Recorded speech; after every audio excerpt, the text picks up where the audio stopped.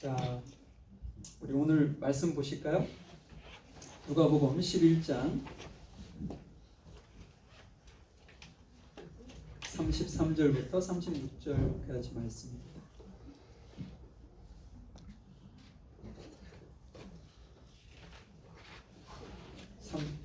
누가복음 11장 33절부터 36절까지 신약성경 112페이지 정도에 있습니다. 저하고 한 절씩 교독하시도록 하죠.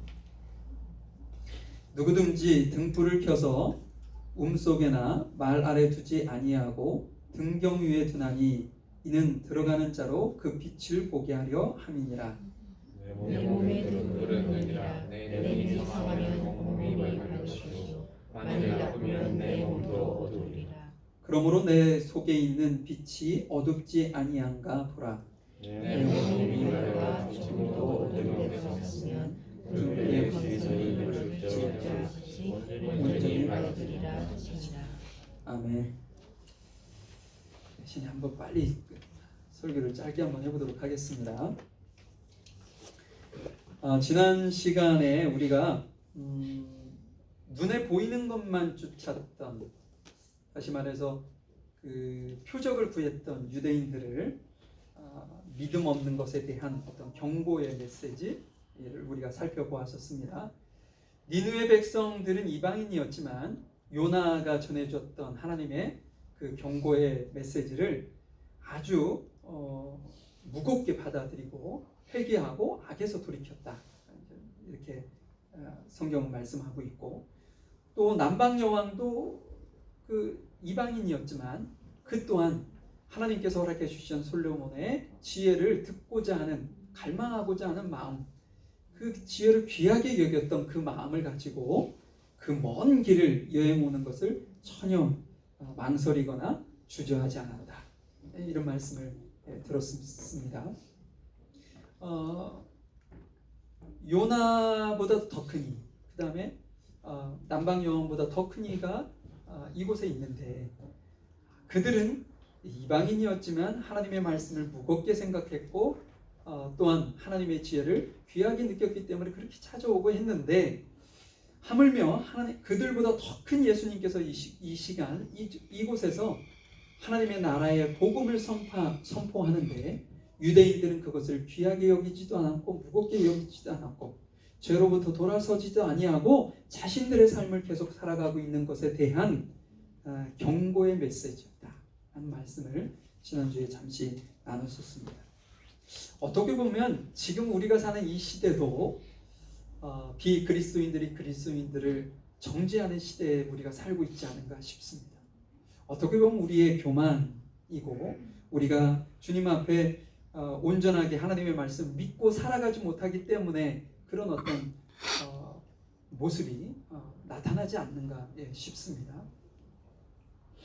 근데 우리에게 조금 더 소망적인 것은 무엇이냐, 이렇게 정죄받는 것이 언제냐, 심판의 때라는 거예요. 아직 그 시간이 남아있다라는 거죠. 어떻게 보면 우리에게 기회를 지금 주고 계시는 시간이라고 우리가 믿고, 지금이라도 하나님의 말씀 앞에 우리를 겸손하게 내려놓고 그 말씀에 순종하는 우리의 삶이 필요하겠다라는 것이죠. 자, 그러면 이런 어떤 상황 속에서 우리가 어려움 상황 속에서 이걸 극복할 수 있는 방법은 무엇일까 라는 것이죠. 오늘 우리의 시선의 문제를 그 어떤 시선에서 문제의 어떤 해결점을 한번 찾아보려고 합니다. 오늘 설교 제목이 성한 눈을 소망하라 라는 말씀의 제목으로 말씀 잠시 한번 나눠보도록 하겠습니다. 자, 33절의 말씀 한번 보죠. 누구든지 등불을 켜서 움속에나 말 아래 두지 아니하고 등경 위에 두나니 이는 들어가는 자로 그 빛을 보게 하려 합니다. 여러분, 등불을 요즘에는 잘 사용하지 않지만 예전에는 참 많이 사용했습니다. 기름을 이용해서 심지에서 이렇게 불을 밝히는 거죠. 지금 그게 조금 발달해서 초로 생각하시면 되는데, 그것을 이렇게 예를 들어서 우리 그 예배실이 어둡다, 그래서 이 어두운 예배실을 좀 밝히고 싶다, 그런데 등불이나 아니면 초를 키워서 1층에 있는 싱크대에 놓는다든지 아니면 이곳에 등불을 켜놓고 그릇으로 이렇게 덮어놓는 사람은 없을 거라는 거예요. 왜냐? 그렇게 하면 빛의 본연의 역할을 할 수 없도록 만든다는 거죠. 이곳이 어두우면 적당한 높이에 그 등불을 켜놓아야 이 어떤 예배실, 이 예배 공간이 어둠으로부터 빛을 보아서 사람들이 볼 수 있기 때문이라는 것이죠. 자, 등불이 그러면 여러분 가장 밝을 때는 언제일까요? 우리가 가장 밝게 느껴질 때, 아이러니하게도 가장 어두울 때 이 등불이나 초가 밝혀지는 그 불의 빛이 가장 밝게 느껴진다는 거죠. 제가 어렸을 때 저희 집에서 교회까지 한 25분, 30분 정도의 거리가 되었어요. 그 가는 그 골목에는 산에 조성되어 있는 공동묘지도 있고 그랬었거든요. 근데 그 가는 그 길이 가로등 불빛이 하나도 없는 곳이어서 아주 어두웠다는 기억이 지금까지도 생생합니다. 어떻게 보면 칠흑같이 어둡다라는 표현이 적당한 표현일 것 같은데요. 지금 같으면 무서워서라도 거기를 다니지 못했었을 것 같아요. 그런데 그 어린 나이에 그것을 매일같이 기도하기 위해서 오갔던 걸 생각하면 그때 무섭지 않아서 그랬나? 그건 아니었을 것 같아요. 하나님께서 그 무서움을 이길 수 있는 힘을 주시지 않았나 싶어요. 그래서 그 학생의 시절에 매일같이 하루도 빠지지 않고 그 어두운 길을 오갔던 기억이 납니다. 근데 어느 날 제게 아주 귀한 선물을 받게 되었는데 그게 뭐냐면 랜턴이에요. 조그만한 랜턴. 그렇다고 해서 그게 엄청나게 성능이 좋아가지고 밝게 비치는 것도 아닌데도 불구하고 그 랜턴을 받아가지고 그 길로 오갈 때 그렇게 화날 수 없고 그전에는 무서웠던 마음이 있었지만 그 공동묘지를 지나칠 때면 쏜살같이 거기를 뛰어서 지나갔던 기억이 나거든요. 근데 랜턴이 딱 제 손에 주어지자 굳이 그렇게 하지 않고 그곳을 왔다 갔다 했었던 기억이 지금도 납니다. 랜턴 작은 하나인 건데 그 칠흑같이 어두웠던 그 어둠이 사라지고 아주 밝게 비춰졌다는 것이죠. 근데 여러분 아무리 좋은 랜턴이라고 해도요 대낮에 밝은 햇빛이 있는 이 낮에는 아무런 역할을 하지 못한다는 겁니다. 그 랜턴은 어두울 때만 사용되어지고 그 역할을 제대로 발산할 수 있다는 것이죠. 따라서 이 빛의 역할이라는 것, 이 랜턴의 역할이라는 건요 어두움을 물리치고 우리 사람에게 어두워서 아무것도 보여지지 않는 우리에게 무엇인가 볼 수 있도록 만들어주는 것이 이게 빛입니다. 아주 귀한 것이죠. 자, 그렇다면 한번 이 빛에 대해서 오늘 우리에게 무엇이라고 말씀하시는지 한번 보도록 하겠습니다. 34절 말씀인데요. 내 몸의 등불은 눈이라. 내 눈이 성하면 온몸이 밝을 것이요 만일 나쁘면 내 몸도 어두우리라.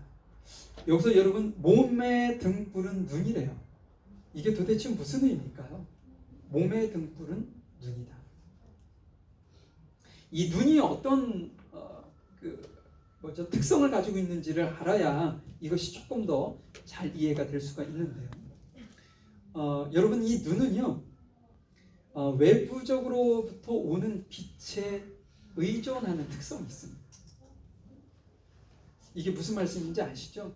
만약에 외부로부터 빛이 들어오지 않으면, 눈에 빛이 들어오지 않으면 이 눈의 역할을 전혀 하지 못해서 주변에 있는 모든 것이 다 어둡게만 보여진다는 거예요.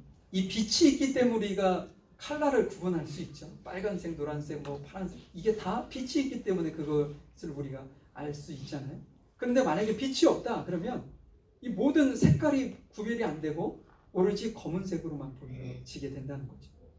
그래서 이 우리의 눈에 빛이 들어오지 않으면 우리 속은요 자연스럽게 어두워진다는 거죠. 다시 말해서 우리의 몸의 등불은 눈이다라는 건 우리 눈을 통해 가지고 빛이 들어올 때 우리의 마음의 등불이 밝혀질 수 있다, 이런 의미가 되는 것이겠죠.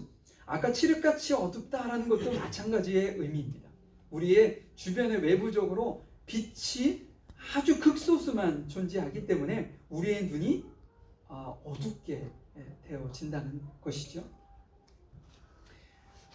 우리의 몸에 등불이 밝게 되려면 다시 말해서 우리의 눈을 통해서 빛을 받아들여야, 볼 수 있어야 된다는 말씀을 우리에게 하고 있는 것이죠. 오늘 본문에는 우리의 눈이 빛을 보면 어떤 일이 벌어지느냐라고 보면 34절을 보니까 먼저는 우리의 몸이 밝을 것이고 우리의 몸이 어둡지 아니할 것이다 라는 말씀을 우리에게 하고 계십니다. 자, 그렇다면 우리가 육신의 눈으로 이렇게 빛을 바라보면 우리의 마음도 이렇게 편안해지고, 어두워지면 우리 마음이 좀 무섭기도 하고 두렵기도 하고 우울하기도 하고 그러잖아요.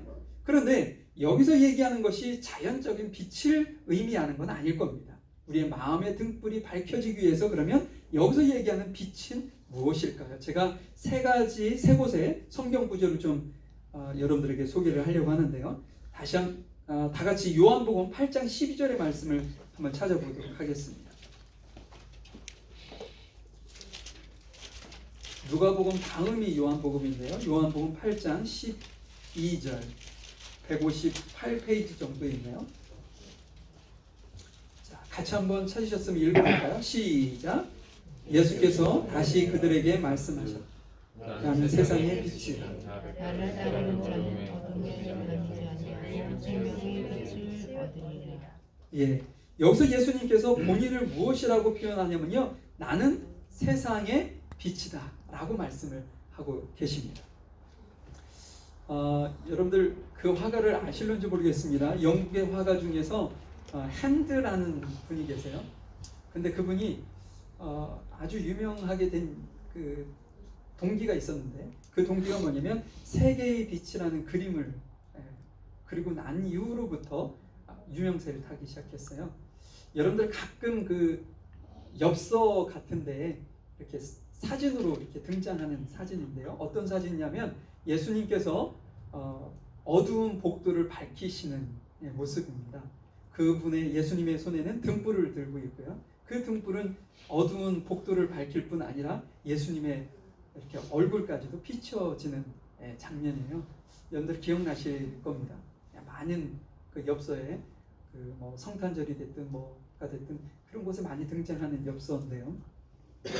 그래서 많은 사람들이 그 모습을 보며 그 사진을 보면서 위로도 받고 힘을 얻기도 하고 그랬어요. 그래서 아주 극찬을 받고 사랑을 받았던 그림인데, 그린호프라는 미술 평론가라고 해야 되나요?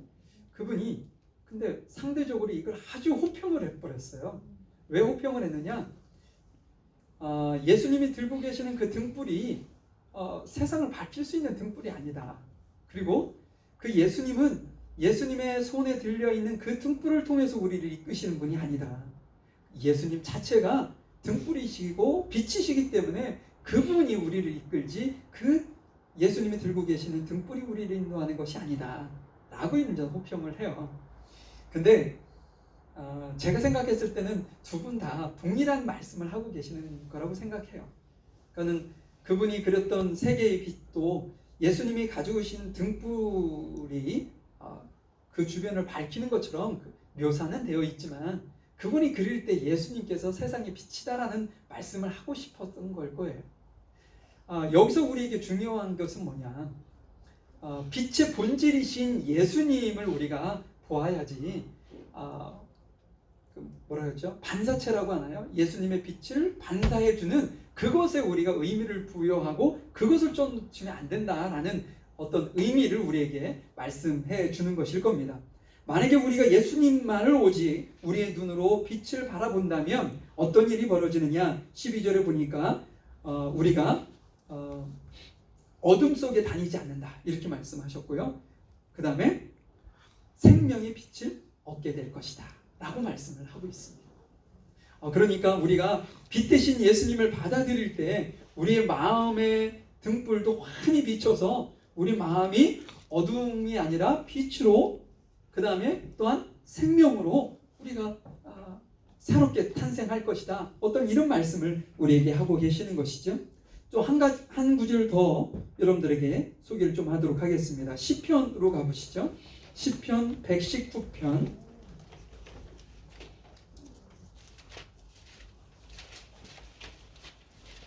119편 105절입니다.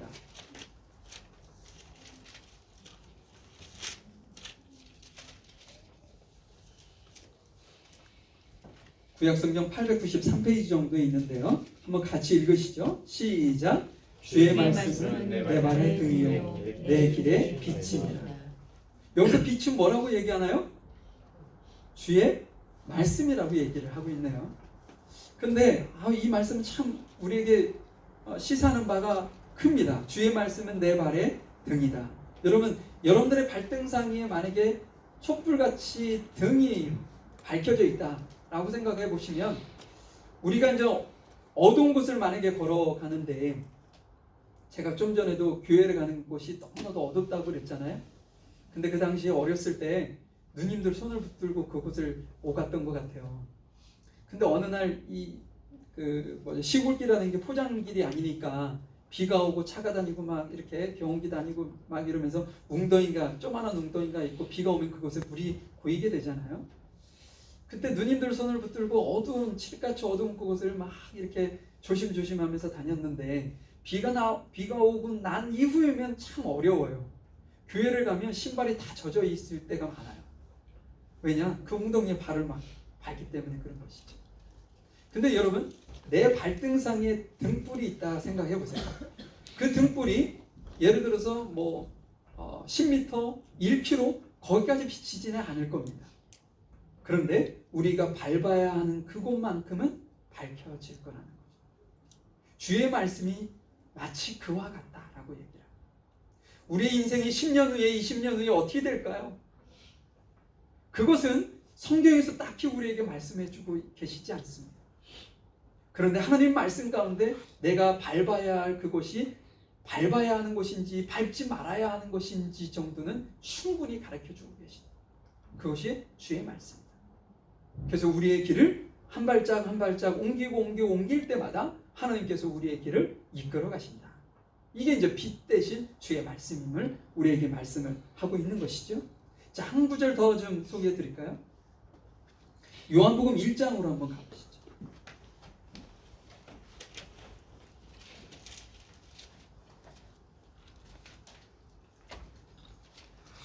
지금은 우리가 빛 대신 예수님, 또 한 곳에서는 빛 대신 주의 말씀, 이렇게 이제 나누어서 말씀을 하고 계시는데요. 자, 한번 요한복음 1장 1절부터 제가 한번 좀 잠시 읽어드리도록 하겠습니다. 태초에 말씀이 계시니라. 이 태초라는 것은 창세기 1장에 나오는 태초가 아니라 정말 태초, 시간의 구약을 받지 않는 처음을 의미하는 거죠. 태초에 말씀이 계시니라. 이 말씀이 하나님과 함께 계셨으니 이 말씀은 곧 하나님이시니라. 이 말씀이 하나님이시래요. 근데 그 말씀이 2절에 가면 누구 사람을 지칭합니다. 그가 라고 하죠. 예수님을 의미하는 건데, 그가 태초에 하나님과 함께 계셨고 만물이 그로 말미암아 지은 바 되었으니 지은 것이 하나도 그가 없이는 된 것이 없느니라. 그 안에 생명이 있으니 이 생명은 사람들의 빛이다. 좀 전에는 빛 대신 예수님에 대해서, 또 빛 대신 주의 말씀에 대해서 얘기하더니 요한복음 1장에서는 말씀과 예수님을 하나로 지금 언급을 하시면서 그것이 세상에 있는 사람들의 빛이다, 이렇게 말씀을 하고 있습니다. 그러니까 주의 말씀이나 예수님이나 하나라는 말씀을 우리에게 하고 계시는 것이죠. 자, 그러면 이 말씀이 우리 안에 들어오면 어떤 일이 벌어지느냐? 이제 생명의 빛 대신 주님이 오셔서 우리에게 생명을 주신다라는 거죠. 그렇기 때문에 우리가 무엇을 바라보냐는 너무나도 중요하고, 우리의 영적인 눈을 통해서 빛을 받아들이느냐, 빛을 받아들이지 못하느냐에 따라서 우리의 영적인 상태가 아주 많이 달라질 수 있다는 것을 우리에게 지금 말씀하고 있는 것이죠. 그런데 여러분, 아주 중요한 말씀이 5절에 나옵니다. 빛이 어둠에 비치되 어둠이 깨닫지 못하더라. 여러분, 이 빛 대신 예수님께서 이 땅 가운데 오셨는데 어두웠던 사람들의 마음이 어두웠던 그들이 누구를 못 알아보냐면 빛 대신 예수님을 이렇게 깨닫지 못하고 알아보지도 못하고, 그렇기 때문에 예수님이 십자가에 죽일 수밖에 없는 그런 상황이 되었다라는 것을 우리에게 말씀을 하고 있는 것이죠. 우리가 하나님의 말씀을 듣는다고 해서 다 하나님의 자녀가 되는 것이 아닙니다. 하나님의 말씀을 깨닫고 그분이 나의 주인이시고 내가 그분의 창조물이고 그분이 나의 하나님이라는, 나의 주인이시라는 그 자체를 믿고 나의 안에 영접할 때 이루어지거든요. 근데 이렇게 되기까지는 우리가 하나님의 말씀을 깨달아야 된다. 깨달을 수 있어야 된다. 자, 그렇다면 이제 오늘 눈이 중요함을 우리에게 계속적으로 이제 설명을 한 건데요. 우리 눈이 무엇을 바라보느냐에 따라서 너무나도 다른 결과가 나올 수 있다. 그래서 우리의 눈에 무엇을 받아들이느냐에 따라서 또한 어떤 결과가 나오게 된다는 것이죠.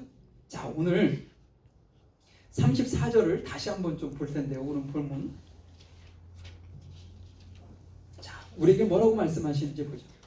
이 눈이 중요하다는 것을 말씀드렸어요. 그리고 우리 몸의 등불이 환히 밝혀지기 위해서는 빛을 우리 눈을 통해서 받아들여야 된다. 근데 그 빛이 예수님이고 주의 말씀이다 라는 것까지도 여러분들에게 말씀을 드렸습니다. 그런데 그 다음에 뭐라고 얘기하냐면 내 몸의 등불은 눈이라 내 눈이 성하면,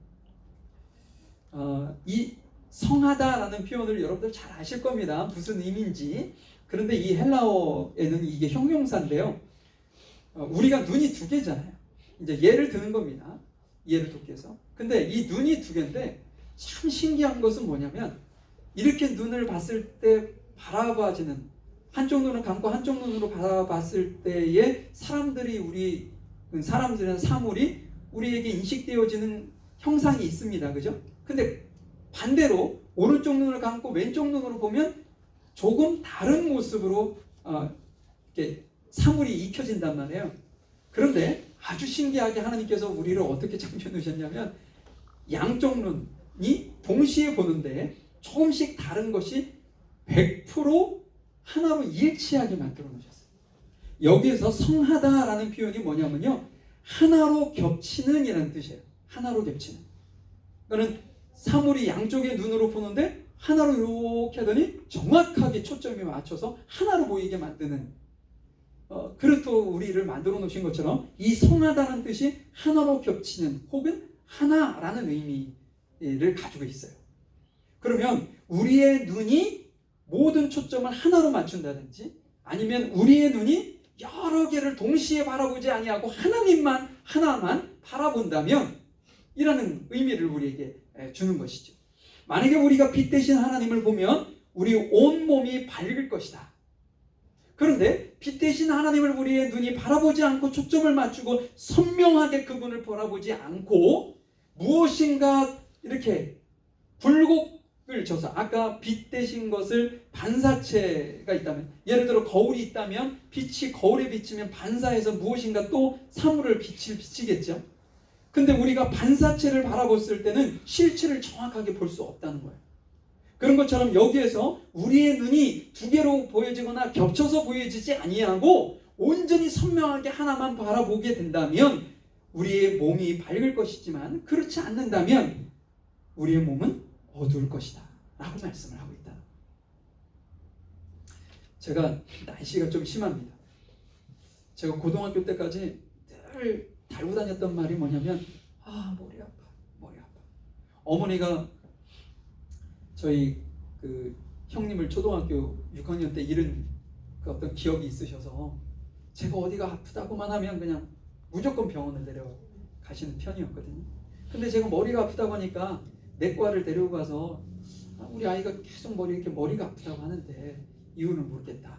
그러면 그곳에서 제가 왜 그런지를 전혀 모르시더라고요. 그래서 고등학교 2학년인가 3학년 때까지 계속 머리 아픔을 달고 다녔어요. 근데 어느 날 저희 작은 누님이 대학교를 다니면서 아르바이트를 안과에서 하게 되었습니다. 근데 어느 날 누님이 그러는 거예요. 안과에 가서 한번 안경을 하나 맞춰보자.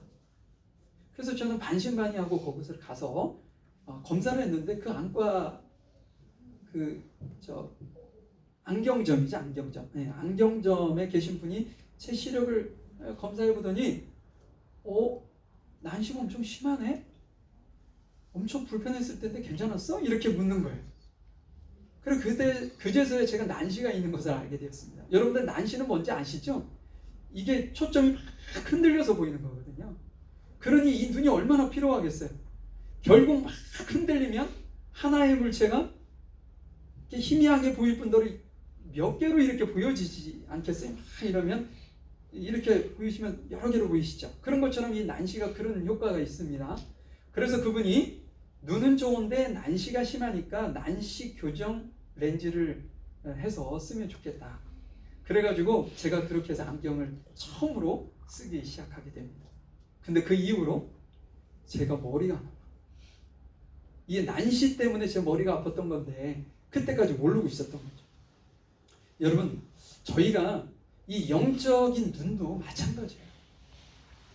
이곳저곳을 막 이곳이 옳을까 저곳이 옳을까 막 이렇게 헤매고 다니면 우리의 마음의 등불이 밝혀질 수가 없어요. 우리의 영적인 어떤 그 마음의 등불이 환히 비치기 위해서는 진정한 빛 대신 주님을 우리가 보고 그 빛을 받아들여야 된다는 거예요. 우리가 다른 곳, 이게 빛일까 하면서 세상적인 명예를 쫓는다든지, 아니면 이것이 빛일까 하면서 물질을 쫓는다든지, 이것이 빛일까 하면서 무엇인가 좋은 것, 무엇인가 나의 허한 마음을 확 채울 수 있는 그 무엇인가. 요즘에 한국에 보니까 우리 한국이 봄이다라는 생각이 많이 들죠. 여러분들 기사 보셨을 겁니다. 백화점에 날마다 줄을 선다는 거 들어보셨죠? 명품 매장, 명품 백 이런 걸 사기 위해서 심지어는 1시간당 10,000원씩 시급을 하면서 대신 사주는 줄 서주는 대행업자도 있다고 합니다. 심지어 그 전날 밤부터 서가지고 어느 때는 12시간씩 줄을 서가지고 그 백화점 분이 셔터가 쫙 올라갈 때 셔터에 막 머리를 부딪히면서 사람들이 막 쏜살같이 백화점 안으로 싹 뛰어 들어갑니다. 근데 결국은 명품 매장 가서 또 줄을 서가지고 살 수 있는지 없는지조차도 하루에 한두 개, 3개 정도만 의도적으로 내놓고 있는데도 불구하고 그것을 사기 위해서 줄을 서는 모습을 보게 됩니다. 몇백만 원씩 주고 말이죠. 프랑스보다 우리 한국이 명품 백화점에서 파는 가격이 20% 30% 비싸답니다. 근데도 우리 한국에 있는 명품 브랜드는 가격을 계속 올리고 있다는 거예요. 그래도 살 사람이 줄을 서 있습니다. 왜 그런 일이 벌어질까? 여러분들 그런 얘기는 들어보셨어요? 또 가상현실에서 실물로 팔려지는 명품백보다 더 비싸게 가상현실에서 팔린답니다.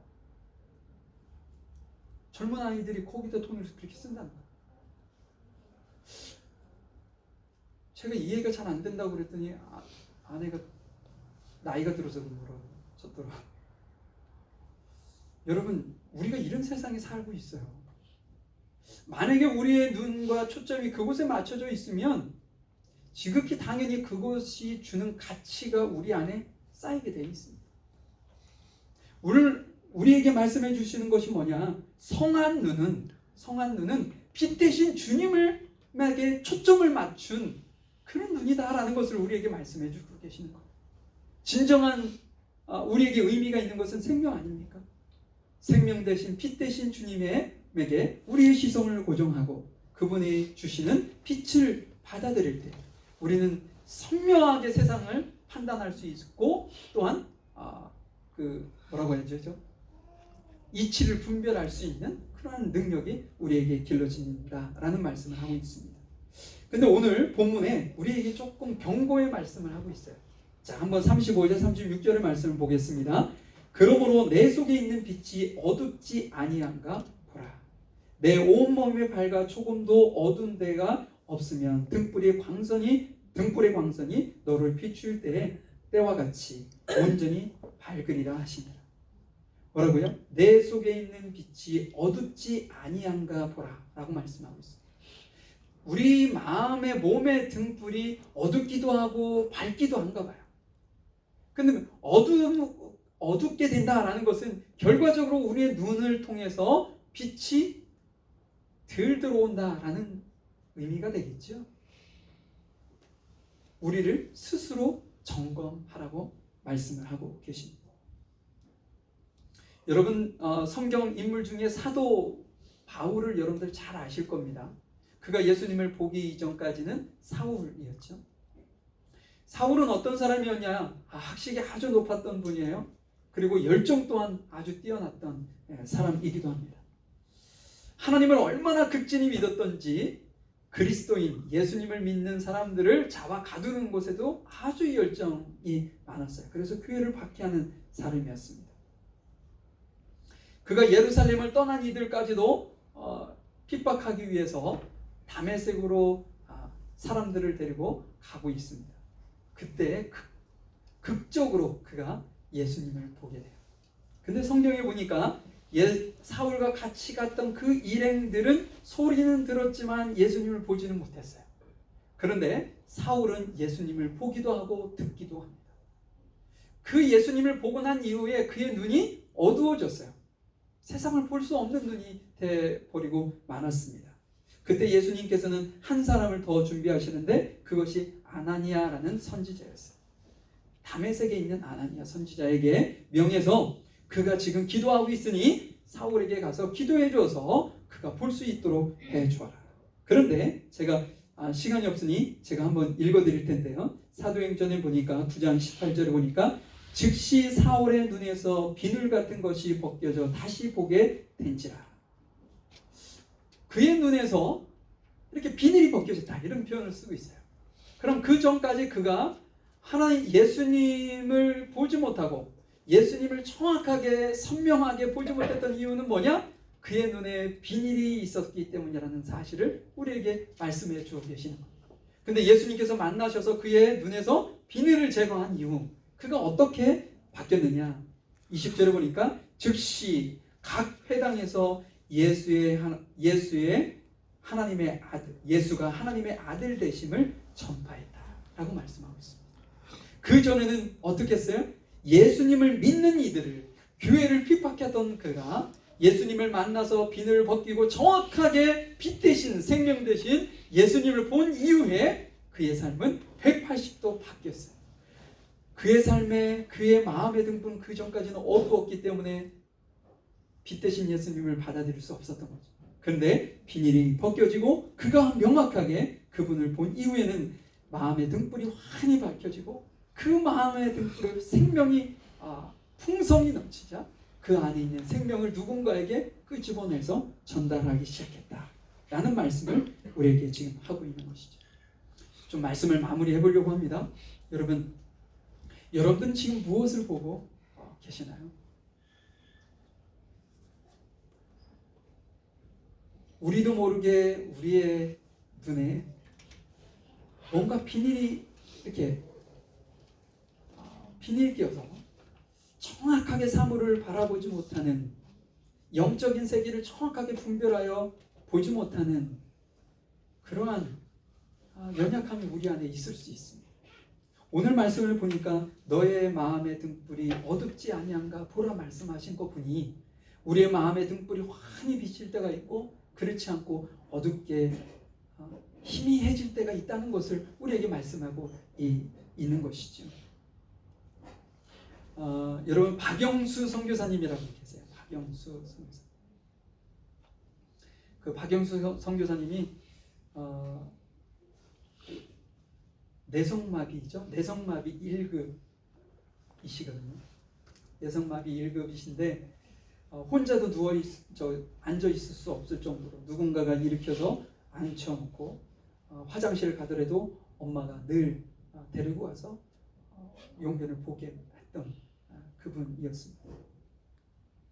근데 그분이 이 어머니가 그 자기 자식을 모든 분들이 다 그렇지 않겠어요? 과대평가하잖아요. 어릴 때 우리 자녀들은 천재일 거야 라고 생각을 안 해본 부모들은 거의 없을 거란 말이죠. 근데 그분이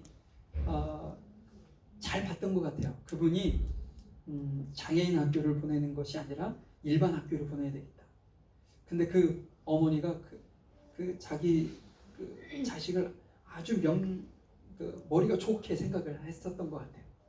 그래가지고 그가 이제 일반 학교에 어머니가 데려다주고 데려오고를 반복하면서 학교를 다니게 되는데, 거기에서 한 학생을, 친구를 사귀게 되는데, 그 친구가 예수님을 잘 믿는 친구였어요. 그래서 어느 날 그 박영수 선교사님을 이렇게 교회를 데려가게 됩니다. 교회를 데려갔는데 그분이 그 교회가 너무나도 좋고 마음에 평안이 있고, 그래서 매일같이 교회를 가고 싶어지는 마음이 들었다는 거예요. 맨 처음에는 그 친구가 좋아서 갔겠죠. 왜냐, 학교 가면 자기를 많은 아이들이 놀리지 않았겠어요? 근데 자기를 놀리지 않고 진정한 친구로 대해주는 그 친구가 가자고 교회를 하니 그 친구를 따라서 갔겠죠. 그래서 좋아서 교회를 가려고 이렇게 하는데, 어머니가 불교 신자셨는데 아주 열심히셨다는 거예요.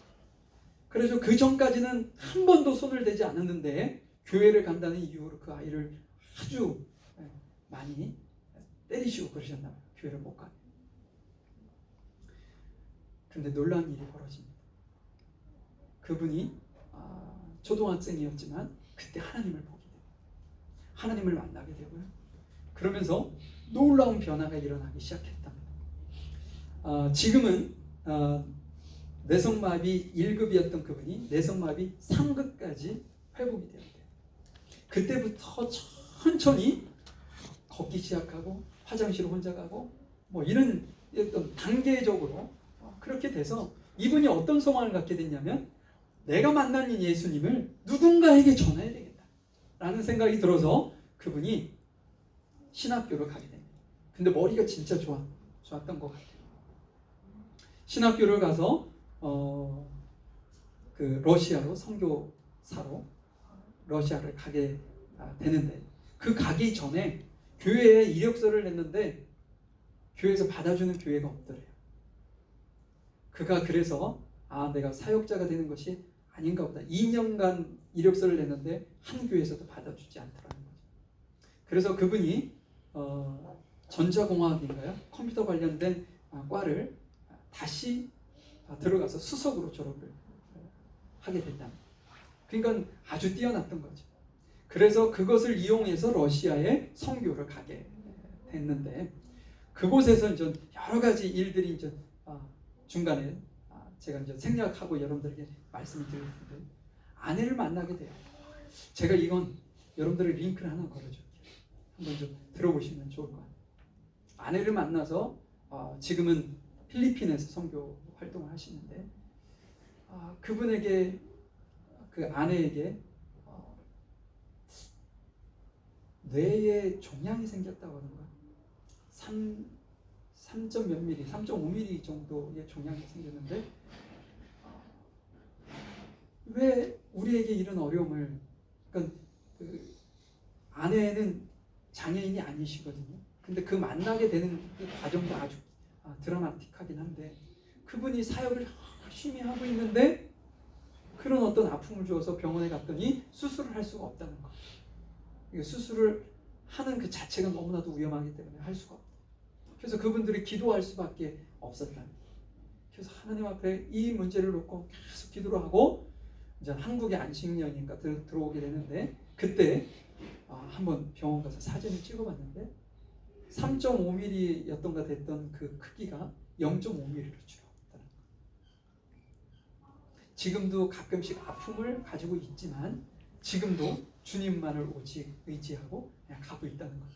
제가 여러분들에게 드리고 싶은 말씀은 뭐냐면, 이 박영수 선교사님의 어떤 몸은 지체가 있지만, 장애가 있지만, 예수님을 만난 그의 눈에는 이제부터는 장애가 없었던 거예요. 그래서 그분이 무엇을 바라보고 무엇을 자기의 어떤 가슴 안에 채워야 하는지를 명확하게 알았기 때문에 그가 오직 주님에게만 시선을 고정하고 주님에게만 매달리고 그분의 말씀을 따라 순종하며 살았다는 것이죠.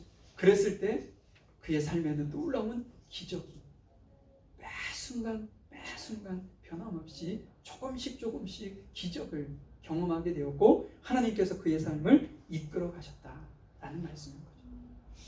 사랑하는 성도 여러분, 우리의 눈이 성해야 정확하게 볼 수 있습니다. 우리의 눈이 성하지 않으면 옳고 그름을 판단할 수가 없어요. 이것이 정말 옳은지 저것이 옳은지 알 수 없기 때문에 이것도 해보고 저것도 해보게 되는 거예요. 하나님께서 우리에게 말씀을 하십니다. 너의 눈이 성하면 우리 안에 빛이 환히 비칠 것이되 우리의 눈이 성하지 않으면 장애가 있으면 우리 안이 어둡게 될 것이다 라는 말씀을 하고 계십니다. 여러분들이 바라보시는 것이 무엇인지 다시 한번 점검해 보실 수 있기를 바라요.